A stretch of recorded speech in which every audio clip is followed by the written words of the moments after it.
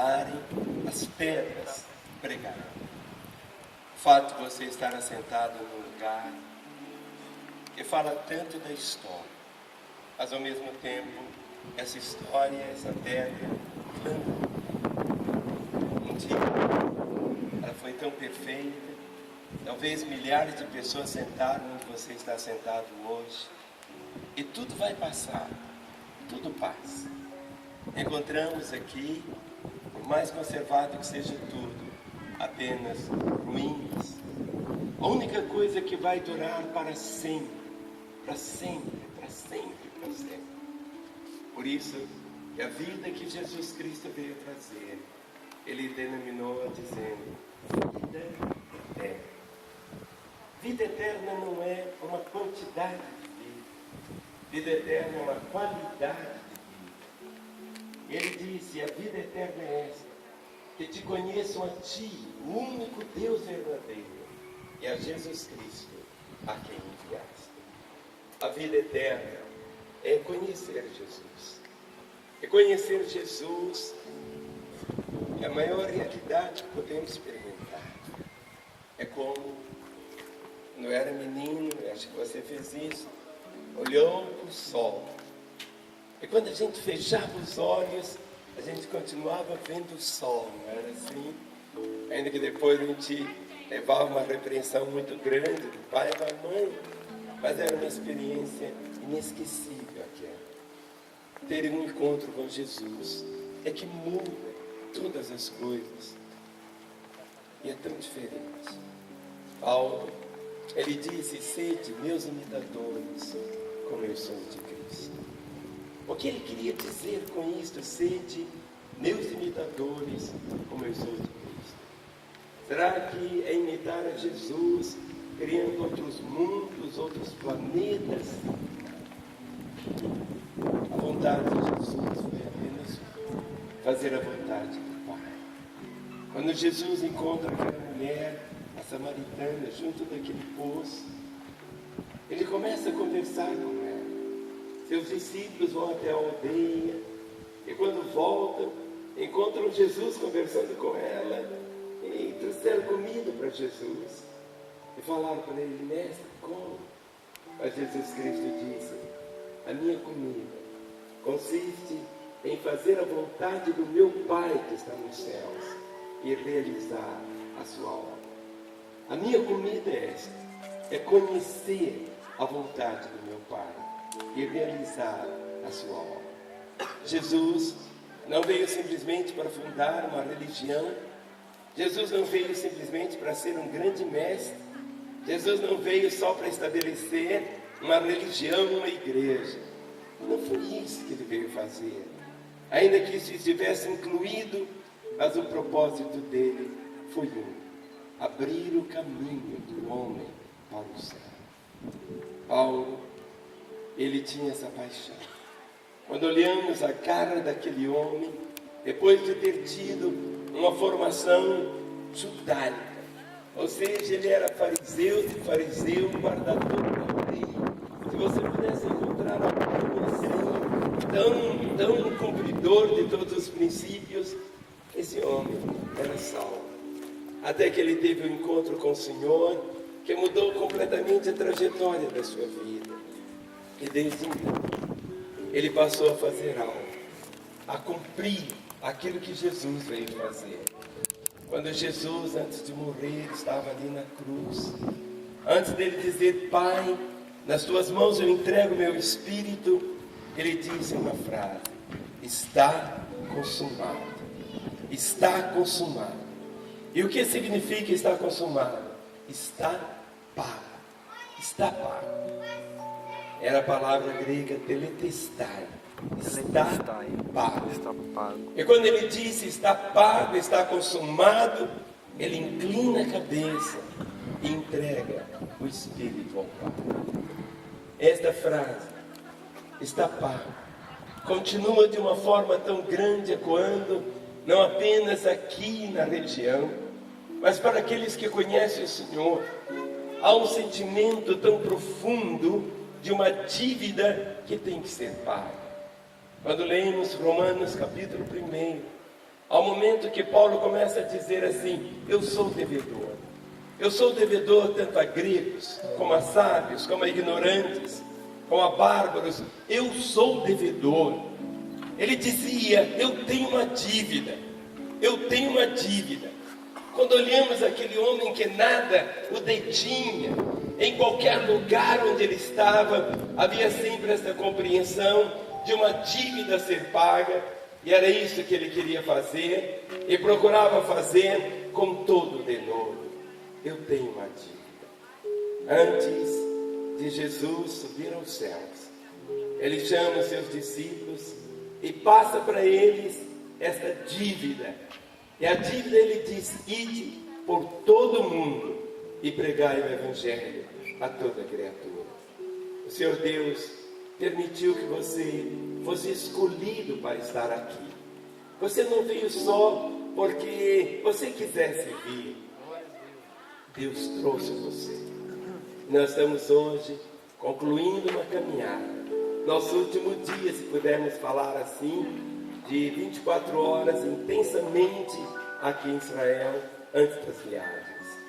Mas eu quero deixar no seu coração essa palavra: há uma dívida para ser paga. E na nossa cultura, no nosso país, há uma expressão que diz assim: devo, não nego, pago quando puder. Talvez você já tenha falado essa expressão, talvez já tenha ouvido alguém dizer: devo, não nego, pago quando eu quiser. Um dia eu vou pagar. No Velho Testamento encontramos a história do ministério de Eliseu. Eliseu estava caminhando, vivendo, quando uma mulher desesperada o encontra e diz: Eliseu, meu marido morreu. Meu marido morreu e deixou uma dívida. Eu não tenho com que pagar essa dívida. E meus filhos estão sendo agora levados, meus 2 filhos, para serem vendidos como escravos, para que a dívida fosse saldada. Eliseu apenas ouve, não esboça nenhum desespero. E ele pergunta: o que você tem? O que você tem para pagar a dívida? E aquela viúva disse: eu não tenho nada. Eliseu: como? Você não tem nada? Nada, nada? Ela disse: não. A única coisa que sobrou foi um vaso com um pouquinho de azeite. Tudo que eu tenho, tudo que sobrou é apenas um pouco de azeite. Eu creio que quando ela falou isso, houve um brilho nos olhos de Eliseu. Ele disse: você vai fazer algo. Você vai pedir, vai sair, vai pedir os seus filhos para buscarem vasilhas, vasos aos seus vizinhos. Muitos. O quanto que você conseguir. Ela podia questionar para ele: mas que tipo de vaso? Grandes, pequenos, de barro, de ouro, de ferro. Ele colocou apenas uma condição: vasos vazios. Normalmente, para pagar uma dívida, teria que trazer vasos cheios de azeite. Mas os vasos seriam vasos vazios. E você conhece a história. E eles saíram e começaram a pedir aos vizinhos vasilhas vazias. Foram trazendo para casa. E era simplesmente com aquele que tinha sobrado, aquele pouquinho de azeite. Foi enchendo um vaso, encheu outro, encheu, até que todas estavam cheias. Ela pediu: traga mais vasos, mas não tinha mais nenhum. Aí ela volta, procurou Eliseu e disse: Eliseu, aconteceu algo.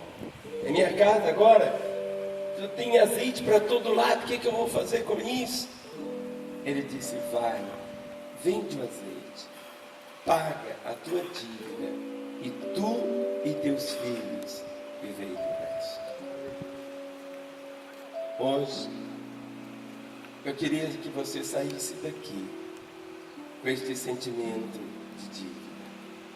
O marido foi, a igreja é noiva, A paixão de Jesus é a igreja. A volta de Jesus nada mais é do encontro do noivo com a noiva para as bodas do Cordeiro. A palavra diz: Cristo amou a igreja e se entregou a si mesmo por ela. Cristo nos ama. Nós somos a igreja, somos a noiva, a paixão do coração dele. Ele foi e nos deixou uma dívida para pagar a cada pessoa. Cada um que não conhece a Jesus, nós temos uma dívida para com essa pessoa. Cada nação que não conhece ainda Jesus, nós temos uma dívida. Nós não estamos buscando as pessoas para que elas mudem de religião. Queremos que elas nasçam de novo. Não é uma mudança de uma placa, de um título, de um conceito, mas de uma mudança tão radical na vida. E tudo o que Ele nos deixou foi aquilo que a mulher dizia: eu não tenho nada. No final dessa caminhada pelo Egito e por Israel, talvez você possa dizer: pastor, olha, eu quero sair daqui e eu quero pregar, quero testemunhar, mas o que eu tenho que fazer? Tudo que você tem que fazer foi aquilo que Ele já fez por nós. Tudo que Ele nos deu para que pudéssemos com autoridade pregar o Evangelho foi nos dar o azeite. No dia de Pentecostes, o Espírito Santo veio. No dia de Pentecostes, o Espírito Santo veio exatamente para nos capacitar para podermos pagar a nossa dívida. Nós a pagamos sob a unção do Espírito. A palavra diz que como Jesus, como Deus, ungiu a Jesus de Nazaré com o Espírito Santo e poder, o qual andou por toda parte fazendo bem, destruindo as obras do diabo, porque Deus era com ele. É assim conosco também. Deus nos capacitou. Há uma dívida para ser paga. Há uma dívida para ser paga com seus amigos, com pessoas da sua casa, mas há uma dívida para ser paga até os confins da terra. E do modo como o profeta diz: entra, fecha a porta, fecha a porta, fecha a porta. E Jesus disse: você, quando for orar, entra no teu quarto e fecha a porta da sua casa, com as portas fechadas. Você pode estar orando, não apenas por Israel, orando e pagando a sua dívida para com as outras pessoas. E um milagre, de um modo tão glorioso, você vai ver acontecer. E o tipo de vaso que Ele quer. Muitas vezes você acha assim: Deus vai usar só aqueles vasos fortes e grandes, ou aqueles de ouro. A única condição que Ele pediu foi que os vasos estivessem vazios, só isso. Vazios do nosso preconceito, vazios da nossa timidez, vazios muitas vezes de tantas coisas que não são. Muitas vezes o vaso está até sujo, mas quando você vai enchendo o vaso, ele vai transbordando, e quando transborda, começa a lavar também toda a sujeira. Ele pode fazer, Ele quer fazer. Foi isso. E o Senhor disse, através do profeta, para a mulher: vai, vende o vaso, paga a dívida, e tu e teus filhos vivei do resto. Quando você escolhe pagar a dívida, a bênção não apenas chega para a sua casa, mas chega para a sua família, para os seus filhos, para os seus netos. Quando você muitas vezes muda o foco e toma realmente essa proposta de viver de tal forma que cada dia da sua vida seja para pagar a dívida. Aquela preocupação: como é que vai ser minha família, como é que vai ser isso? O Senhor disse: olha, seus filhos, sua descendência, irão experimentar a bênção quando você escolhe